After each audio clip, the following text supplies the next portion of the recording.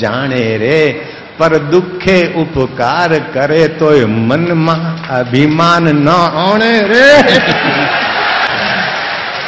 આ કેવું સંગમ છે. ધર્મ સત્તા રાજ સત્તા જયારે મળે ને તો પ્રજાનો બેડો પાર થઈ ગયો. સમજો, હું કેદું ન કહેતો ભાઈ, કેદું ન કહેતો, પણ હવે મને મારો શિવો મળ્યો. સમર્થ રામદાસના વચન. નારાયણ નારાયણ નારાયણ.